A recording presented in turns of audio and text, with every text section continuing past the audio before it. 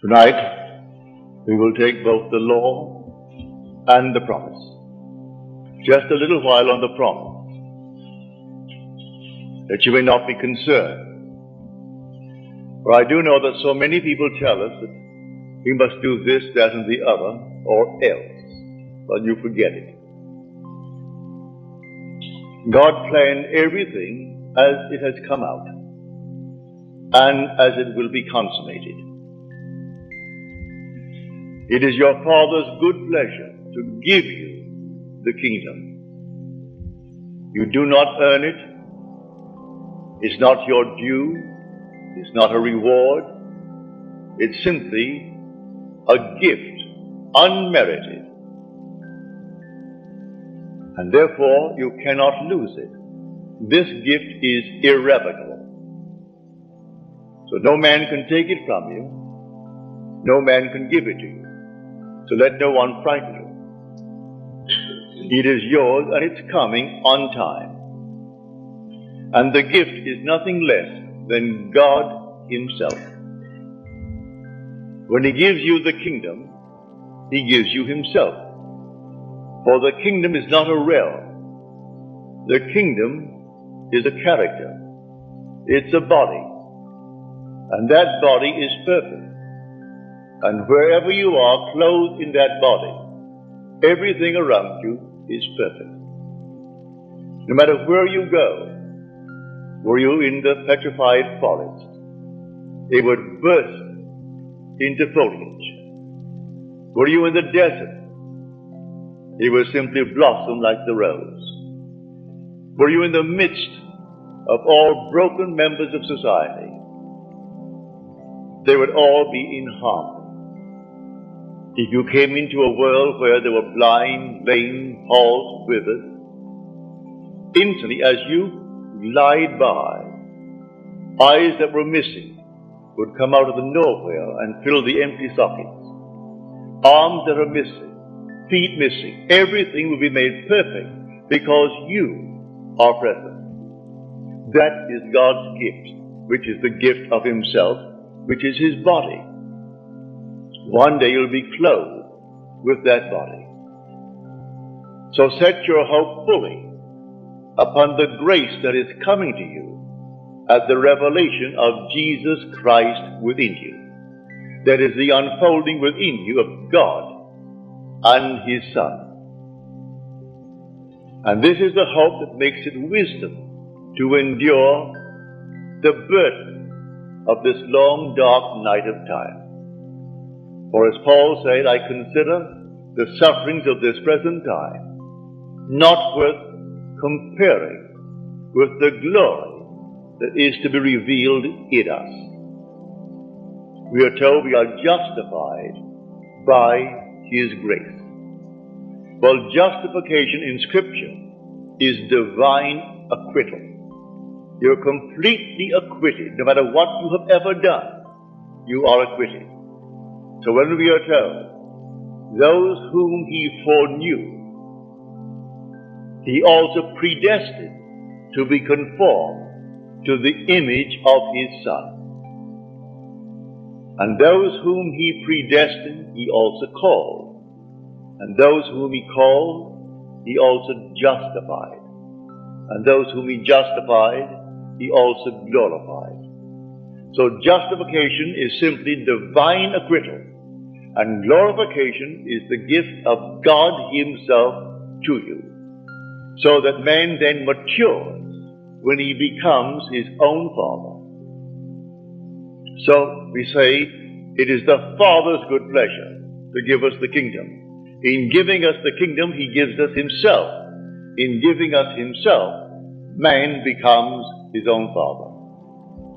So let no one worry you, let no one in any way suggest that you've got to do something to earn it. You cannot earn the kingdom. You cannot earn this gift. This is a gift, unmerited, and it's not your due. Were it your due, then it's not a gift.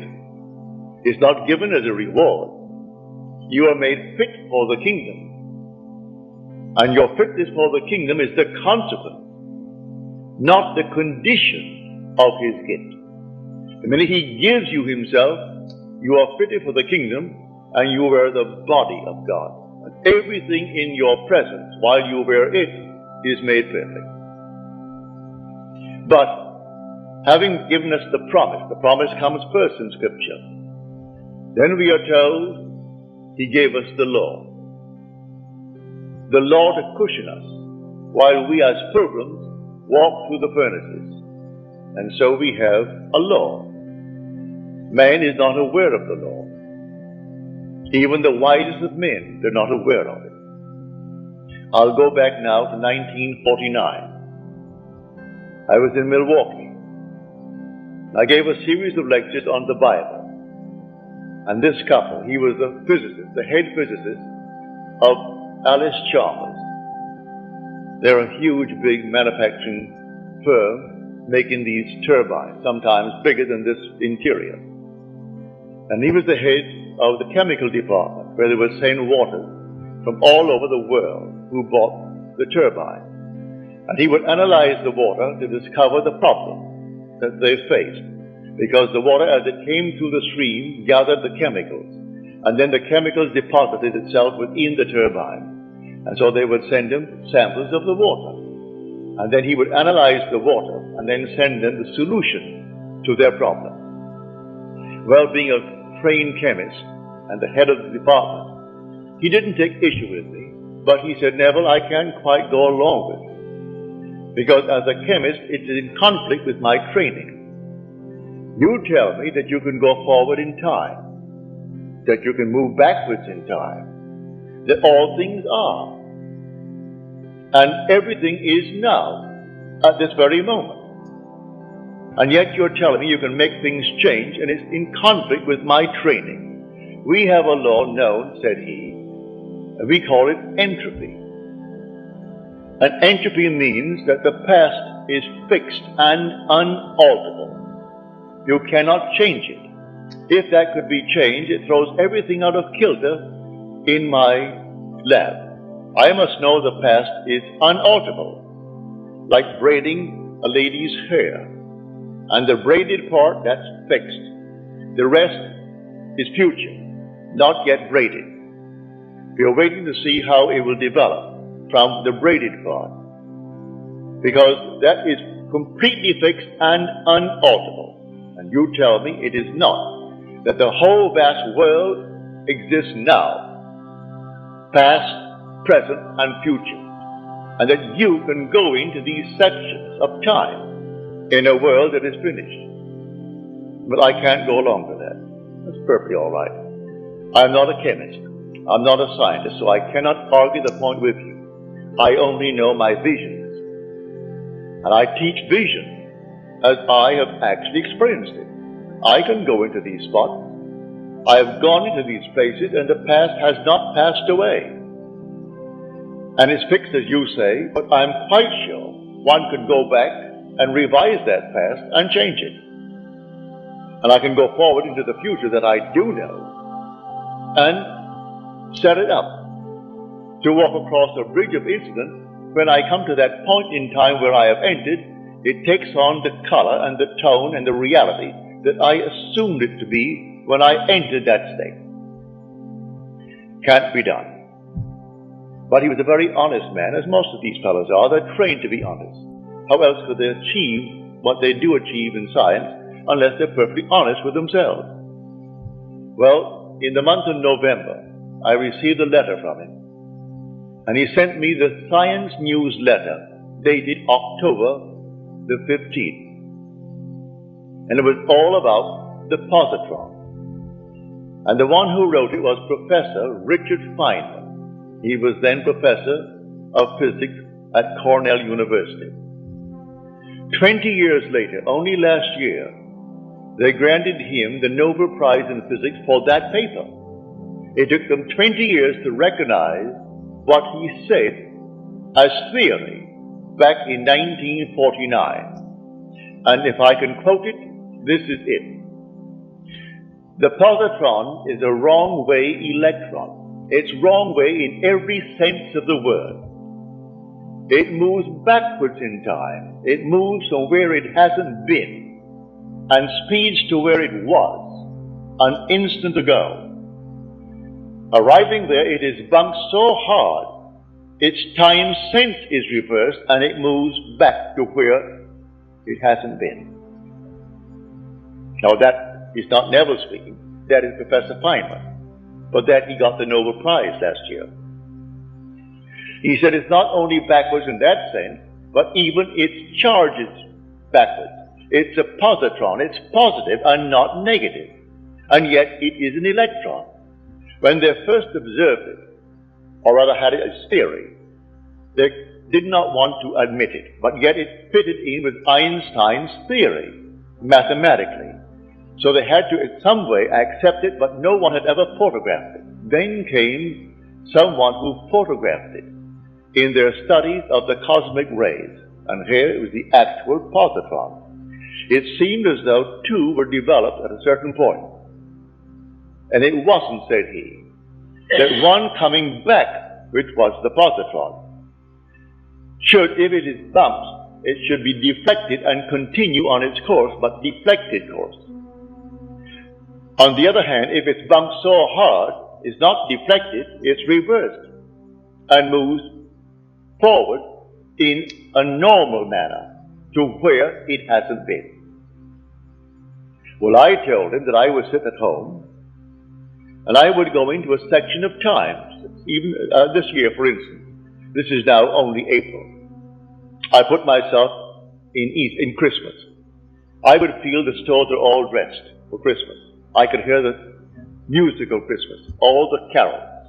I'd walk through Saks Fifth Avenue in New York City, going to Best, going to the other, and I would feel all that I would feel if it were true that it's Christmas.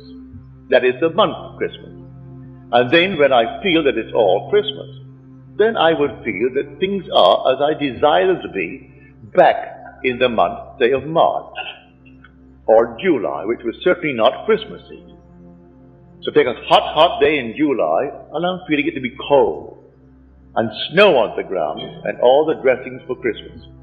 And then I would open my eyes and bounce back and shock myself, because it seemed so real to me that when I came back and opened my eyes upon July and it's hot, I thought, now, are you kidding yourself? No, when I went forward in time, quite normally, waiting out the days, the months, to the month of December, things happened as I actually had assumed that they would. I went forward and predetermined what would happen. Well, when he sent me this, he wrote a sweet, lovely letter saying, Neville, I must confess, I didn't see it. No one saw it until Professor Feynman in his lab discovered this. But he discovered it by theory. And you tell me you know it by vision. You're not a scientist, and yet all that you said to me, which I could not believe, and even in this moment it's difficult for me to believe, here comes a great professor, a theoretical physicist, and he is the one who wrote this paper. For that he got the Nobel Prize last year. He worked on our atomic bomb, he worked on the hydrogen bomb. Then he asked the government to relieve him of the secrecy imposed upon him because of his position. And he came here to Caltech and taught at Caltech theoretical physics. He said, I want the freedom of imagination. I didn't want to be confined with the secrets of government so that I could not express myself. Leave me alone, all in theory. So he goes blindly on with his mathematics and his theory, bringing out these concepts, all theory. Well, mine is not theory. I go into these states. Now, look at it this way. See the whole vast world as infinite states. All states. If they're all states, and you are an immortal being, you are not a state, you are immortal. You enter a state, and the state becomes alive. Therefore, you are not to blame if you enter a state unwittingly, and it's a horrible state. Men not knowing yet you are in a state, they condemn you. But you have to express the contents of that state. If you enter the state of poverty, you have to experience poverty. If you remain in it, you must go and drink that to the very last drop, the dregs of that cup. If you go into any state and remain in that state, you're going to drink it to the very last drop. But you can get out of a state. You don't have to remain in it if you know it's a state. If you don't know it's a state, you identify yourself with the state and think that you're it.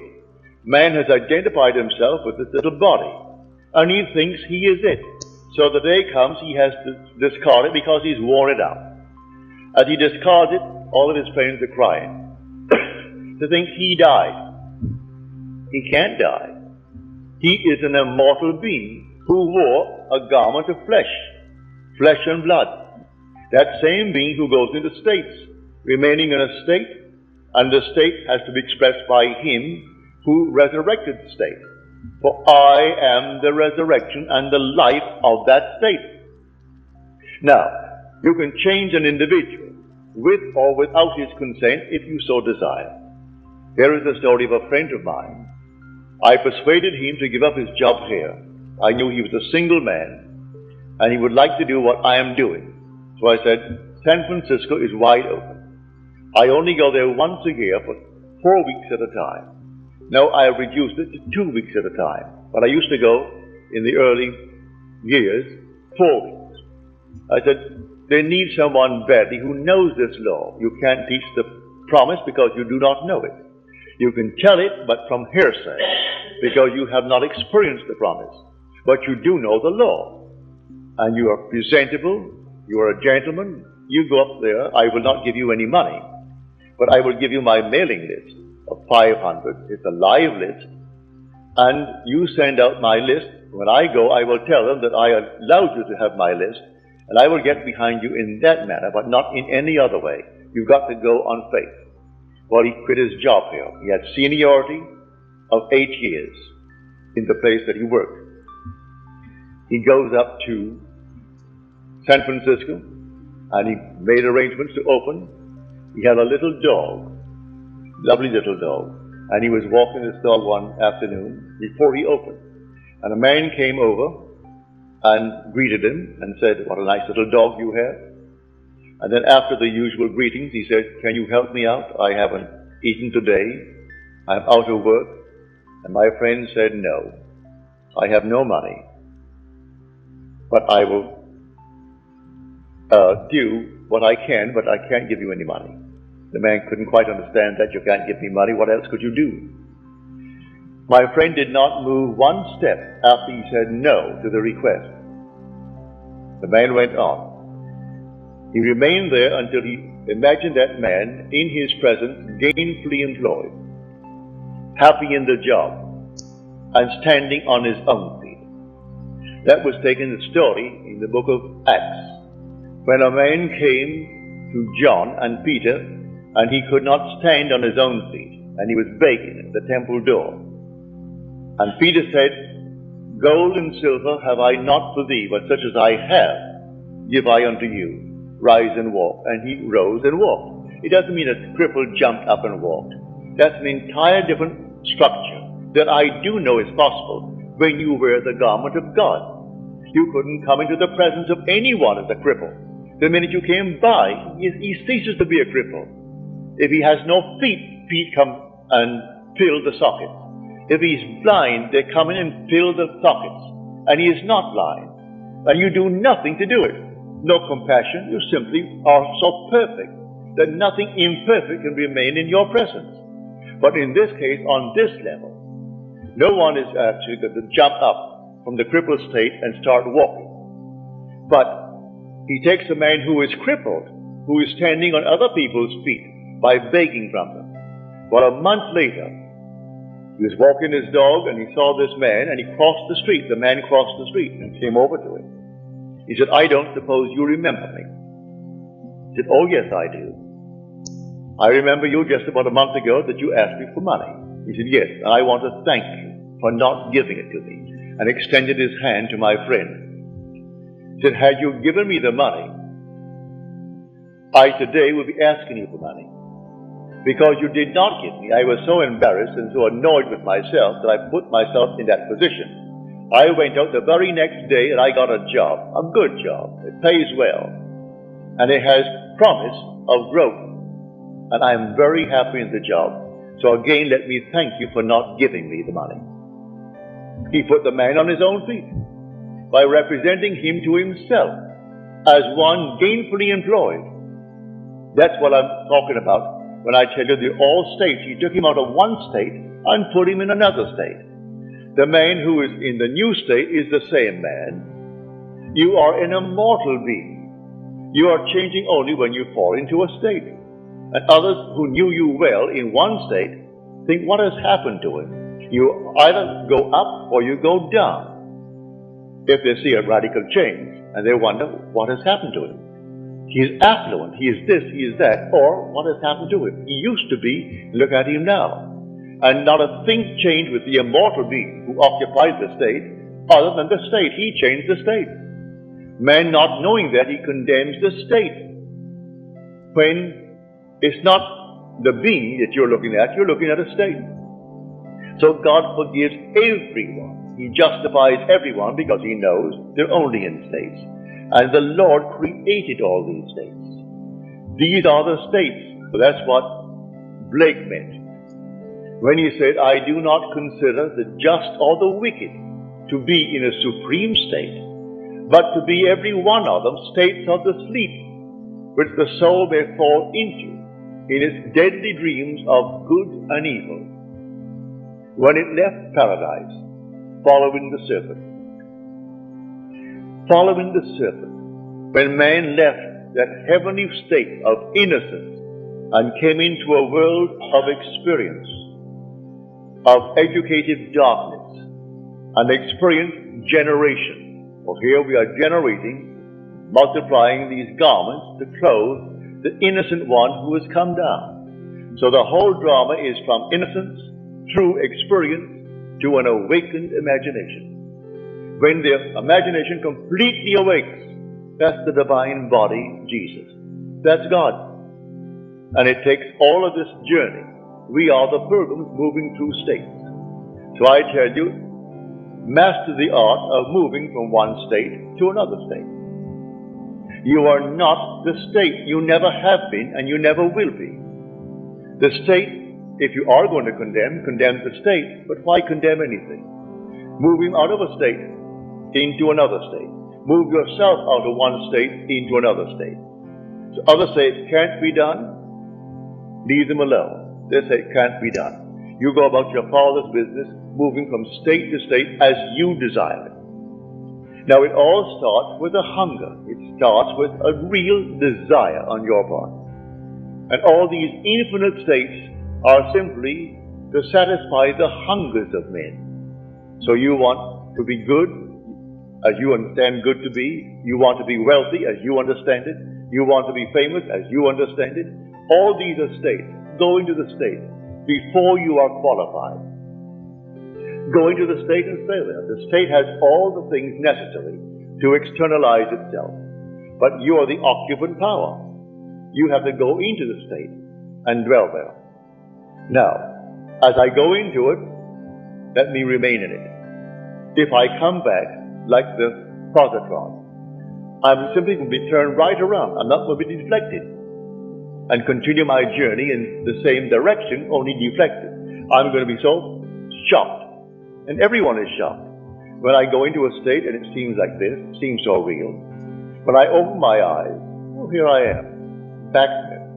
But that shock turns me around from that return to my motion forward now as an electron.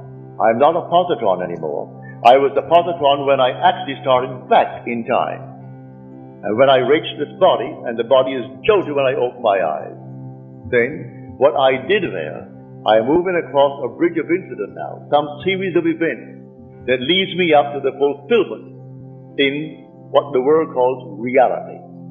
But it was real when I occupied it in my imagination. That's when it was real. We exist in these bodies. We live in our imaginations. For our imaginations, these are the only reality. Imagination is God. That is the divine body, Jesus. I used to sit and simply try it in my living room. I couldn't see the chair where I sat in the living room from the telephone in the hallway. I would sit at the telephone in my imagination while my body was in the living room. And then I would assume I'm at the telephone. Physically, I couldn't see that body. And then suddenly, I would feel myself back on the chair. And what a shock. And then from the chair, I would put myself back at the telephone. I would stand on the outside of the house and see it like this building, see it from the street, rather than from here. And assume while I'm standing here that I am looking at the building from the outside. And suddenly you are on the outside, and you're looking at it from the outside. Do it with your own home. Do it with anything in your room. And that gets you sort of in a state of moving. You become mobile, as it were. And it's easy then to occupy any state. And they're only states. So when someone thinks themselves so important, it's only a state, but all right, that state in itself is important to them. And anyone occupying that state must do exactly what they would do. If I were in the state of Hitler, I would do the same thing Hitler did. Because it's a state, and if I fall into it, knowingly or unknowingly, I've got to play that part. So he does not consider the just or the wicked to be in a supreme state, but to be every one of them states of the sleep which the soul falls into when it leaves paradise following the serpent. That serpent of generation. So here, you can be what you want to be if you know that all these are only states. And in the end, you are justified. You are completely exonerated. You are acquitted, divinely acquitted. So let no one frighten you as to what you must do to earn the kingdom. You do not earn the kingdom. It's your Father's good pleasure to give it to you. And it's a gift that is not your due. It's not a reward for any good things you did. If you're in a state and you think that the good things you're doing is only the state, you moved into it, and I personally find it easier living in my world to be in good states. I find it easier to be kind than to be unkind. If I'm ever unkind, it hurts me more than anyone who receives my dart, as it were. An unkind remark hurts me more than the one who receives it from me. So I find it easier to be in that sort of a state. But eventually, you will completely awaken with a gift, and the gift is God Himself. There's nothing but God in this world. But nothing but God. Someone called me up and asked me about devil. That she went down to this Christian Science practitioner who now feels she is now hungry with devils. Well, they teach devils, how the devil does this, the devil does that, just getting away from the first and great commandment, which is the great commandment, the Shema, the confession of faith in the Hebraic world. Hear, O God, the Lord our God, the Lord is one. The minute you get away from that, you have a devil. There's another God, another creator, another something. And you have 2, you're going to have 4, you're going to have 8, 16, 32, and so on. Always come back to that fundamental state. There is only God. And God is your own wonderful human imagination. When you say, I am that God. There is no other, and never will be another God. He is going to unfold Himself within you and completely awaken. When He awakens, you are God. And then you'll be clothed in that heavenly garment. And I'm telling you, it's the heavenly garment. I can't describe it other than to tell you, when you're in it, you're not standing on the earth. You're lifted off, as it were. And I can only describe it as air and fire. And when you glide by, and the sea of humanity, imperfect, you do not raise one little finger to change them. No compassion, because they cannot remain that way when you go by. And as you glide by, everyone is made perfect. Everyone, not one is left out. Doesn't matter what he did to lose his eyes, what he did to lose his arms, to lose his legs, to lose his tongue. It doesn't matter what he did. In your presence, he cannot remain imperfect. And everyone is made perfect. That is the kingdom. So it is your Father's good pleasure to give you the kingdom. So set your hope fully upon this gift. And then you can endure the temporary ills of the world. Because we are moving through all these things, and not every moment of time are we alert to these states, and we can fall into it by reading the newspaper, fall into it by hearing a news bulletin, fall into it by a little conversation with a friend. And there we slip innocently into a state. But the state isn't concerned. You animated it. You made it alive when you entered it, because you are the only resurrecting power in the world. You are the resurrecting, living power of the world, and that power is your own wonderful human imagination. So everyone here, put your mind at peace and don't think for one moment by being good, as the world calls good, by attending certain services and doing certain things and observing certain things, that there's something on the outside watching you and marking up some little thing in your favor.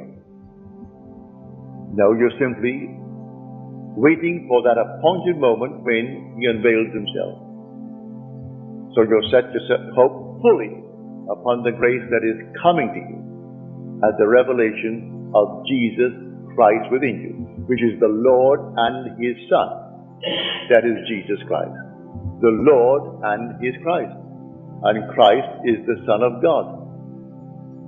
And no one can say Jesus is Lord except by the Holy Spirit. And the Holy Spirit is the remembrance. But he doesn't really bring about that remembrance until the Son appears.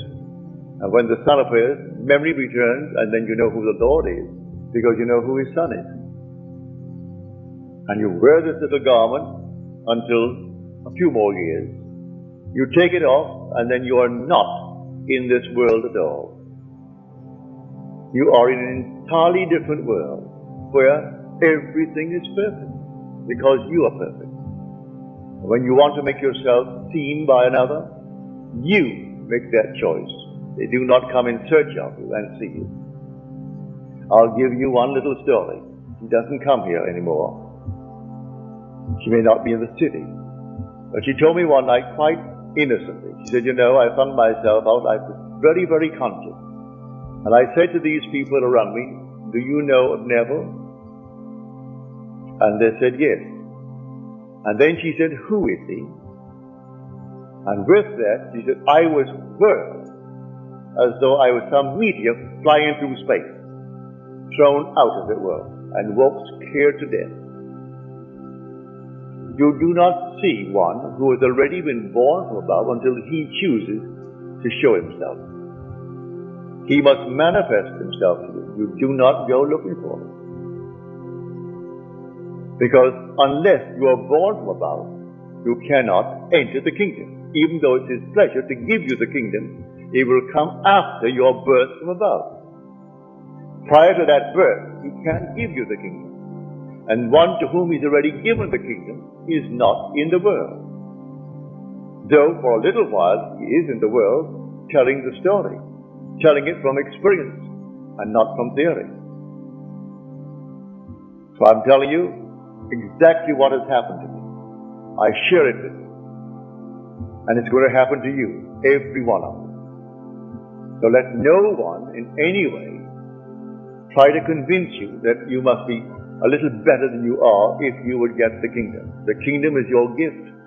And listen to the words in the 11th chapter of Romans. It is irrevocable. The gift and the call of God are irrevocable. You cannot revoke it, and no one can revoke it. And your inheritance is not only God. You're told in the 4th chapter of Romans, you inherit the world. The world is yours, and all within it. You don't inherit some little portion of the world. You inherit God, and God owns the world, and the world is your inheritance. So in the 16th Psalm, David is made to say, The portion of my inheritance is the Lord. That's his portion. He inherits the Lord. The Son inherits the Father. And so a man matures when he becomes his own father. This is the great mystery of Scripture.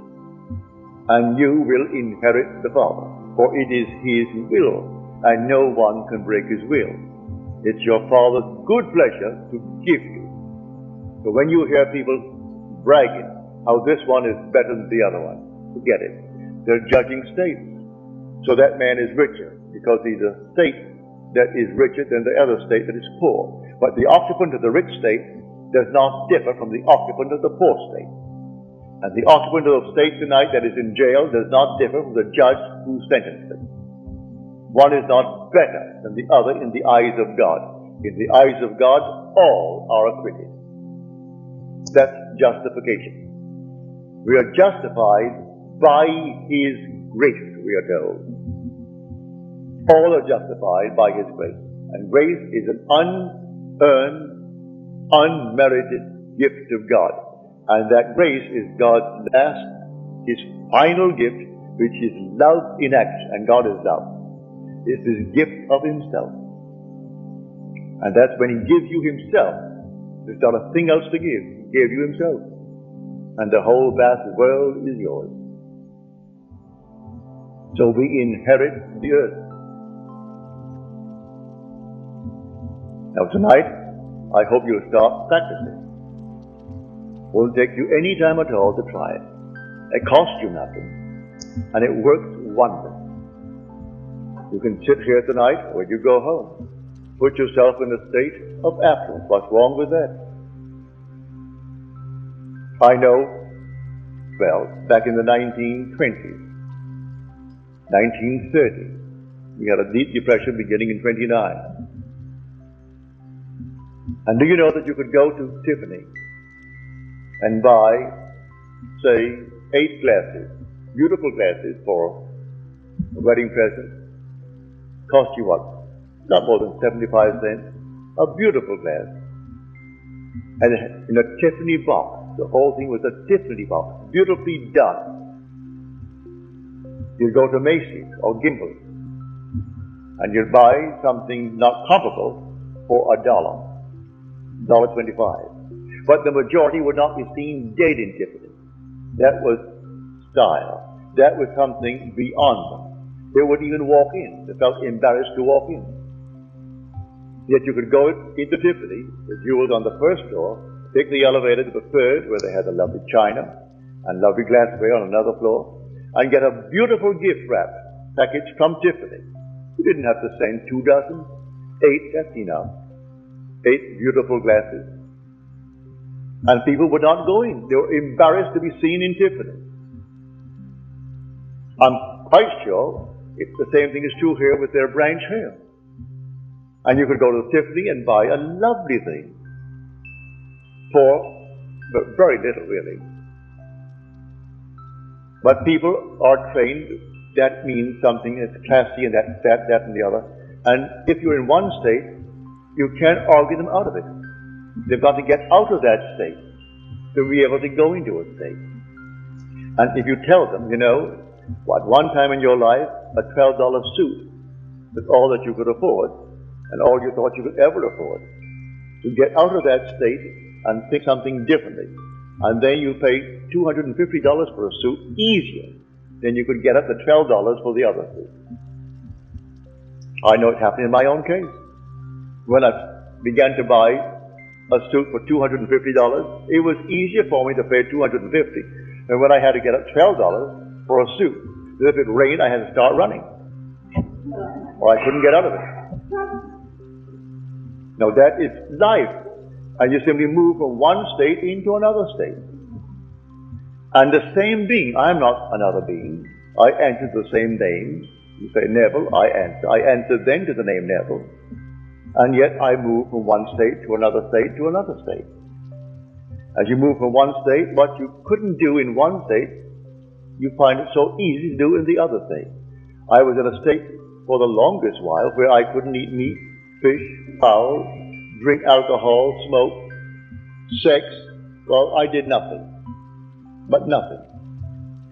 Then overnight, my friend Abdullah told me, you're going to come back from Barbados and you will have died, you know. I said, I will die? He said, I don't mean that you're going to die and be buried in Barbados or buried at sea, but you will have died.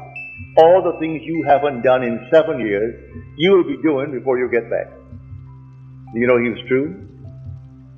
And I couldn't tell you how it happened. I couldn't tell you how it happened. It just happened. In Barbados, I lived for 3 months in my mother's home, and still lived as I did in New York City. And on my trip north, in 10 days, I was doing everything I hadn't done in 7 years. And I cannot tell you how it happened. I moved out from one state into another state, and it came to me as normal and as natural to do the things I did at sea as I did in 7 years the other things that I didn't do. So I tell you, the only state, all states are consciousness. And if you recognize that, you can forgive every being in this world, no matter what he is or what he plans to be or what he has done. Because in the end, he is going to be justified. He is justified by the grace of God, as we are told. Everyone is justified by the grace of God. He is divinely acquitted. And when God acquits, who is going to judge him? And after justification comes glorification. So he begins with those whom he foreknew. Well, he foreknew us, for he chose us in him before the foundation of the world. And if he chose me in him before the foundation of the world, then he knew me. And those whom he foreknew, well then he also predestined. He predestined them to be conformed to the image of his Son, that which reflects his glory and radiates his glory and bears the express image of himself. I am destined to be that, to be the express image of himself. And those whom he then predestined, he called. Call my sons from afar and my daughters from the end of the earth. Call them all. And he's calling us one by one by one, for we are so altogether unique. He can't call us in pairs. Call us one by one. And those whom he called, he also justified. And those whom he justified, he also glorified. So you are destined to be glorified with God, as God. And it will not in any way be stopped by anyone. So let no one frighten you.